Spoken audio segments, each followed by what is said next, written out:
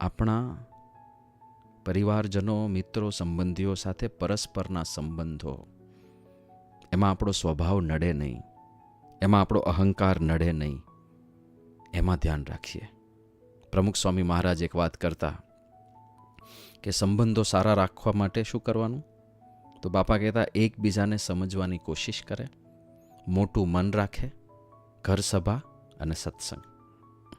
તો સત્સંગ ને ઘર સભાની વાત તો થતી હોય છે, પણ એકબીજાને સમજવાની કોશિશ કરે અને મોટું મન રાખે. મોટું મન એટલે માફી માગી લઈએ.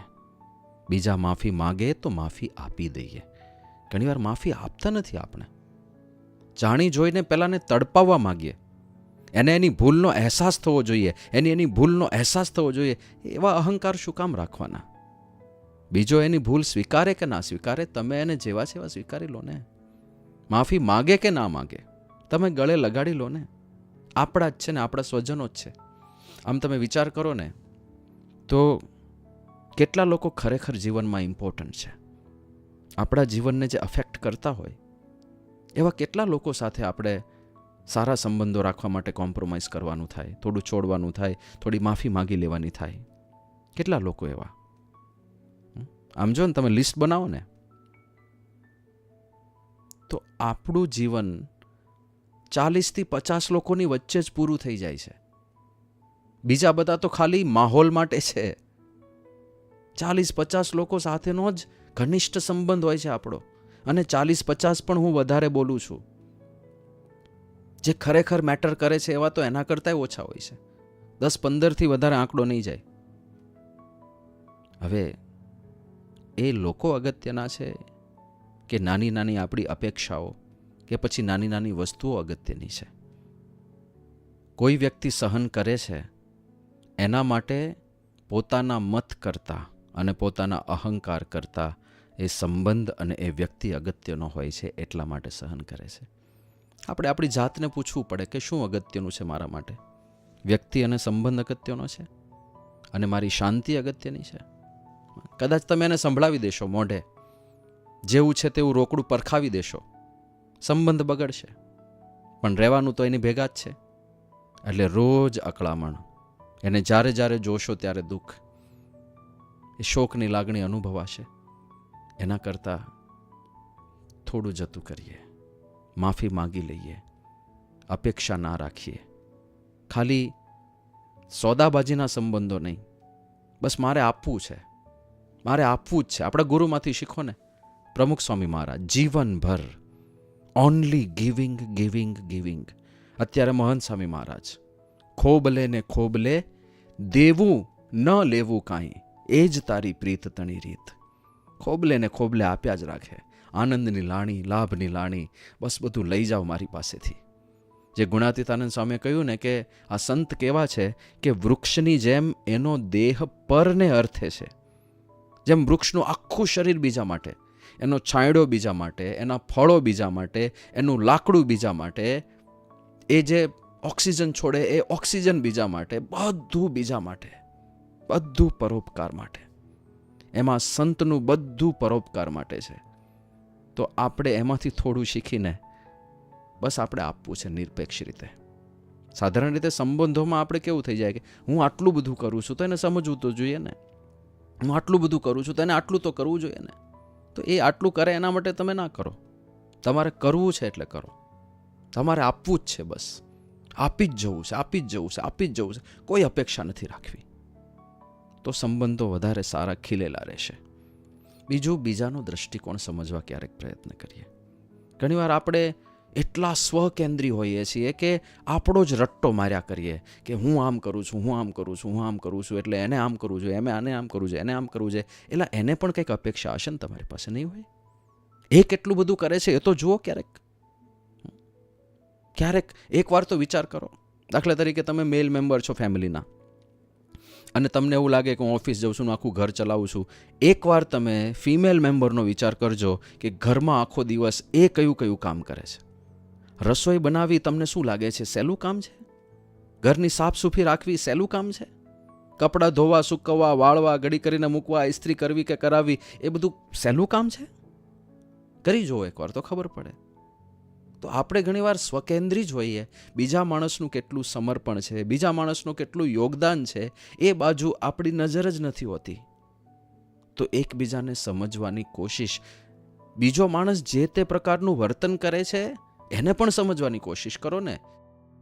હમણાં એક યુવક મળવા માટે આવ્યો હતો અને એણે પોતાની એક સમસ્યા રજૂ કરી કે કોલેજમાં ફર્સ્ટ યરની અંદર એક યુવતી સાથે એને મેળ થયો હશે. બંને વચ્ચે મિત્રતા હતી. એણે કહ્યું કે અમારી રુચિ સરખી હતી, અમે બંને ભણવામાં એકદમ બ્રિલિયન્ટ હતા અને અમે જે વાર્તાલાપ કરતા હતા એને આધારે અમારા લાઇક્સ ડિસલાઇક્સ પણ ખૂબ મેચ થતા હતા. અને એ વ્યવહારમાં એ કે મને એના પ્રત્યે આકર્ષણ થઈ ગયું, મને પ્રેમ થઈ ગયો. અને પછી મેં એક વખત મારા પ્રેમને પ્રસ્તુત કર્યો, એની સામે ઉદ્ઘાટિત કર્યો કે આ રીતે મને તારા પ્રત્યે આવી ફિલિંગ્સ છે, આવી લાગણીઓ છે તારા પ્રત્યે. અને એ કે સ્વામી, એણે તરત જ મને રિજેક્ટ કરી દીધો અને મારો તિરસ્કાર કરવા માંડી. રસ્તામાં મળે તો મારી સામે પણ ના જોવે, આમ હાથ રાખી દે અને મને બધી રીતે બ્લોક કરી દીધો. ફોન ઉપર ને ફેસબુક ઉપર ને બધે જ મને બ્લોક કરી દીધો. અને કે સ્વામી, એ રિજેક્શન આ છેલ્લું 1 વર્ષ થયું, હું હજુ પચાવી નથી શક્યો, હું હજુ ભૂલી નથી શક્યો એ રિજેક્શન. અને એને લીધે થાય છે કે એવું કે મારું મન કોઈ જગ્યાએ લાગતું નથી હવે. એ કે હું એકદમ ભણવામાં હોશિયાર હતો, એને બદલે હું એક જ વિષયમાં ફર્સ્ટ યરમાં પાસ થઈ શક્યો અને એ એકદમ બ્રિલિયન્ટ, બધામાં 9 SPG કે એવા કંઈક પોઈન્ટ્સ લઈને એ ઉત્તીર્ણ થઈ. એટલે સંપૂર્ણ વિપરીત. અને હું એક જ વિષયમાં માંડ પાસ થઈ શક્યો. એટલે મારે આખું 1 વર્ષ ડ્રોપ લેવાનો થયો, 1 વર્ષ ડિલે થયું, ફેલ થયો. અને હજુ થાય છે કેવું કે કોલેજમાં અમે કોરિડોરમાંથી પસાર થતા હોઈએ અને એ મારી પાસેથી પસાર થાય તો એકદમ મારા ધબકારા વધી જાય છે, પણ એ તો મને ઇગ્નોર જ કરે છે. તો હવે આ પરિસ્થિતિમાં હું કેવી રીતે આમાંથી બહાર આવું, એવો પ્રશ્ન એ યુવકે મને પૂછ્યો. હવે આપણે તો આવા પ્રશ્ન માટે હું કંઈ પ્રિપેર નહોતો, પણ જે કાંઈ શાસ્ત્રોમાં બધી વાતો છે, જ્ઞાનની વાતો છે, એ બધી કરી જોઈ. અચાનક મને આ વિચાર આવ્યો, જે બાપાએ વાત કરી પ્રમુખ સ્વામી મહારાજે, એકબીજાને સમજવાની કોશિશ કરે. એટલે મેં કહ્યું કે જો ખાલી તું તારી જાતને એની જગ્યાએ મૂકીને જો. દાખલા તરીકે તમારા બે વચ્ચે આ જે સંબંધ હતો મિત્રતાનો, તો તારા મનમાં પ્યોર મિત્રતા હોત, કોઈ પ્રેમ સંબંધી એક આટલો પણ અંકુર ના હોત તને. તું ખાલી બસ એને એક સારા મિત્ર તરીકે જોતો હોત અને એને તારા પ્રત્યે પ્રેમ થઈ ગયો હોત અને એણે પોતાના પ્રેમને પ્રસ્તુત કર્યો, તો તું શું કરત? એ કે મને એના પ્રત્યે કોઈ લાગણી ના હોય તો હું શું કામ સ્વીકારું, હું તો ના જ પાડી દઉં ને. તો મેં કીધું એ જ તો એણે કર્યું છે, આમાં એનો કોઈ જ વાંક નથી. એણે એ જ કર્યું ને. તારા તરફથી પ્રેમ હતો પણ એના તરફથી કશું નહોતું, તો એ તો ના જ પાડી દે ને. સાહજિક વાત છે. તારા મનમાં એવું થતું હશે કે મારી સાથે કેમ થયું આવું, મારી સાથે કેમ થયું આવું. એવું કશું છે જ નહીં. આ તારો અહંકાર તને હેરાન કરે છે, તારો ઈગો તને નડી રહ્યો છે. અને આ બધી ચર્ચા થઈ તો પછી એને એકદમ ક્લિક થઈ ગયું.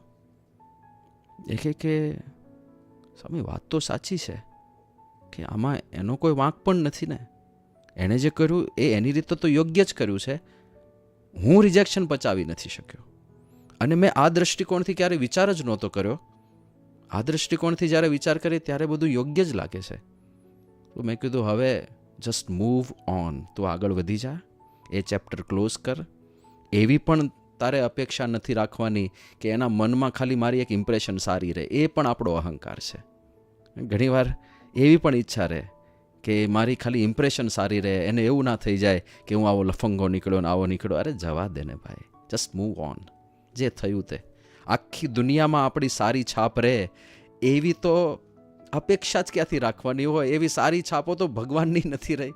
હા, કૃષ્ણ ભગવાનને શિશુપાળે ગાળો જ આપી છે જીવનભર, મર્યો ત્યાં સુધી ગાળો આપી છે. તો બધા જ આપણને ચાહે, બધા જ આપણને પ્રેમ કરે, બધા જ આપણને રિસ્પેક્ટથી જુએ, એવું નથી થવાનું. પણ જે આપણા સ્વજનો છે, જે આપણા જ છે, એની સાથે આપણે સારા સંબંધો રાખી